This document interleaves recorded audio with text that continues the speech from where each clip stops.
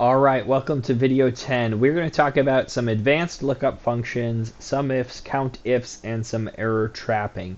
We're going to start with those advanced lookup functions. And so, you've seen VLOOKUP, and I've got an example down here that's showing you how that would work on the table above, where we were to look up the cost of this particular patient.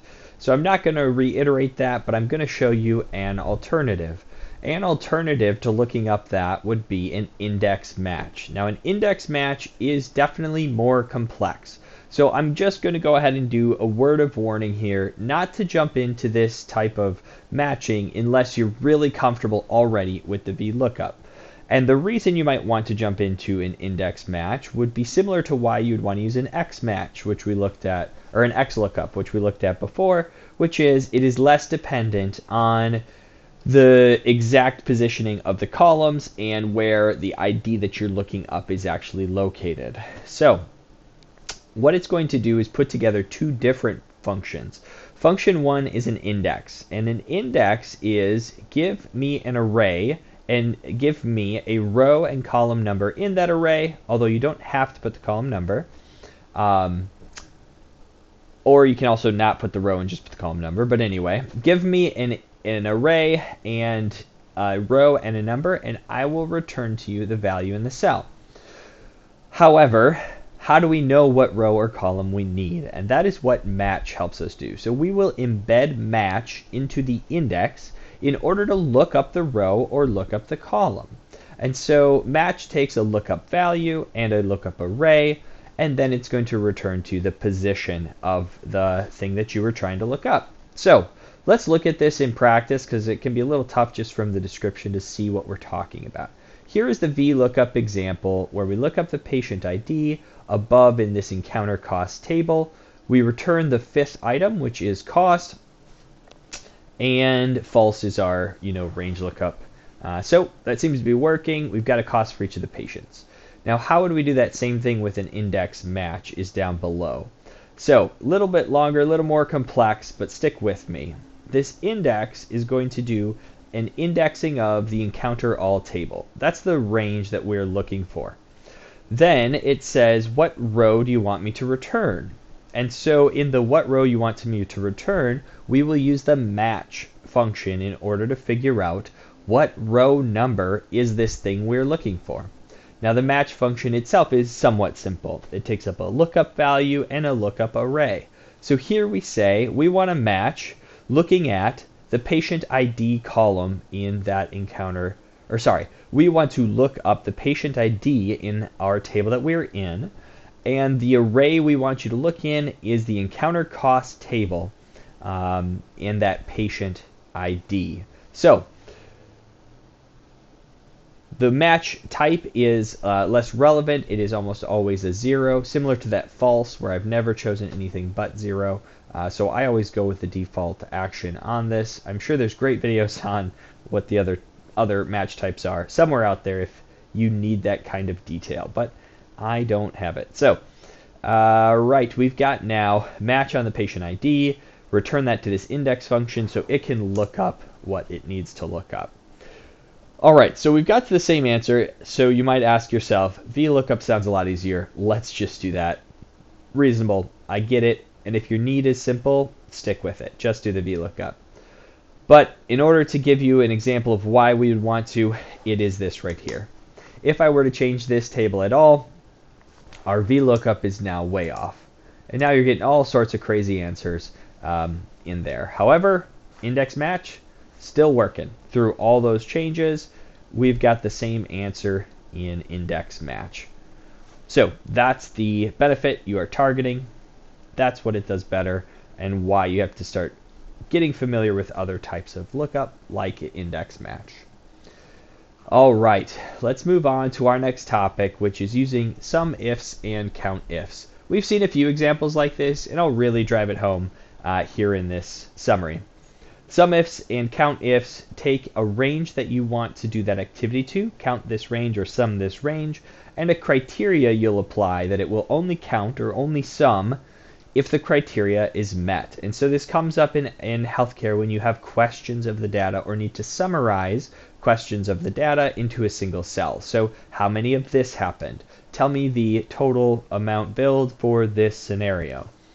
So here's a couple of those down here for you to practice, and I'm going to show you how I accomplish them. Task number 1 is to do a COUNTIF for lengths of stay greater than 2 days. This would be a pretty straightforward example. Hey, how often do we have length of stay greater than 2 days?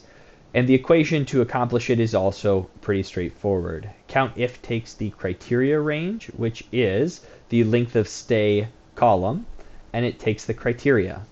Our criteria was greater than 2. So this is the one thing that you really probably need to know here is how do you represent this? This sort of logic is represented just like this, within quotations, quotation, the greater than symbol, and 2. And so that returns the right answer from above. 3 of those records have a length of stay greater than 2. Second example, tell me the total cost for those encounters above that had cardiology as their department. It's just this one record, and so the answer should say 1,500. It does because I've set up the equation properly. So this is using the SUMIFS capability, and you actually could probably change it to a SUMIF as well, but I'll show you SUMIFS and show you how you could continue to build out additional criteria. The SUMIFS starts with, what do you want me to sum? What is the sum range? So here you can see it's saying the encounter table, the cost column. That's what I'm trying to sum. Next is, what is the criteria range? Where am I looking for this criteria? And so that will be the encounter table and the department column. Finally, we give it a criteria. What is it in that column I want to match to or make sure is true? And here it is, cardiology. We only want to sum when it is equal to cardiology. But let's go ahead and extend this example so you can see how SUMIFS works. You might not be catching that I was talking earlier about SUMIF versus SUMIFS. This is a SUMIFS function because you can add more than one if. The S is just plural. So we have one criteria in there. And so we're saying, tell me the sum of cost when cardiology is the department. But let's say that our data set was bigger, even though this one isn't, because usually it will be. And the question may be asked, I want to know what is the sum of cost for everything that was cardiology and had a length of stay that was greater than 2. And so I put a comma after my first criteria range and first criteria, and you can see now it's asking for what is criteria range 2? Where do I need to look for this next criteria you're going to give me? So I'm going to choose encounter table length of stay days column for that criteria range, and I'll give it a criteria as being, let's say, just like we did before, greater than 2 days. So this would be the answering the question of, tell me the sum of cost for any encounters that had cardiology as the department and a length of stay greater than 2 days. As you can see, this still fits the criteria because the length of stay in the encounter we were working had 2 days. But what if I were to change that criteria to say a criteria where length of stay is greater than 5 days? There we go. Does not return a value because there's nothing in the table above that meets that criteria. So that's the SUMIFS. Here's another example of combining multiple criteria, but this time instead of with SUMIFS, we're going to look at COUNTIFS. So the question being asked here is, I want to know a total count of admissions in 2023 with a length of stay greater than 2 that occurred in orthopedics. So we're really stretching out the example here. You can see the equation below that I've entered, and so it is a COUNTIFS, and criteria 1 range is the admission date, and the criteria I've given it is greater than or equal to 1/1 of 2023. Then we say what is criteria 2, and it is the admission date again because we'll bound it on the other side of 2023. So if the admission date also needs to be less than or equal to 12/31 of 2023. So we can keep going till the cows come home. We've got range criteria 3, which is the length of stay days, and we are checking to see that that is greater than 2 days, which was stated in our sort of problem statement.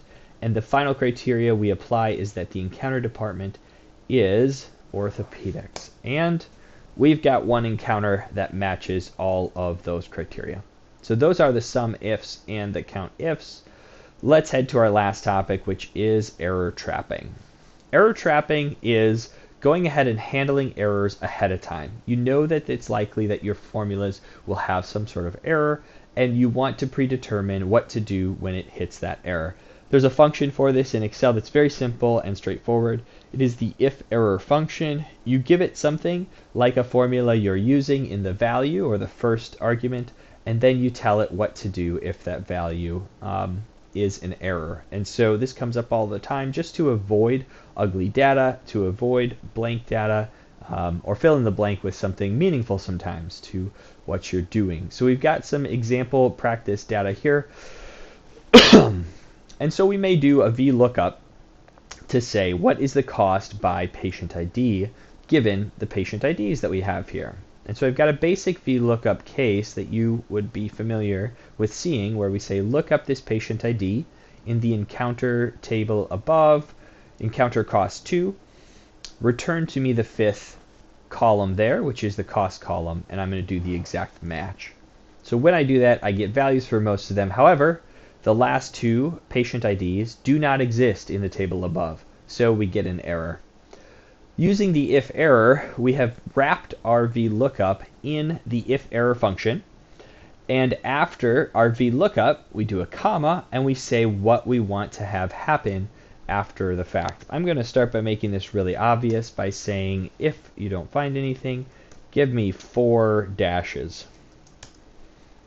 And so we've got a value for where there is a match, and we've got 4 dashes where there isn't a match. Now you saw as a default actually in that equation, instead of saying give me 4 dashes, I actually had a value. So I'd make sure that you are thinking through this problem and that inputting a 0 here actually is meaningful to your use case. And the reason you have to think through that is this patient may very well have cost, but something you've done wrong in collecting the data is not returning the information. And so you wouldn't want to represent that as this patient actually had a cost of 0.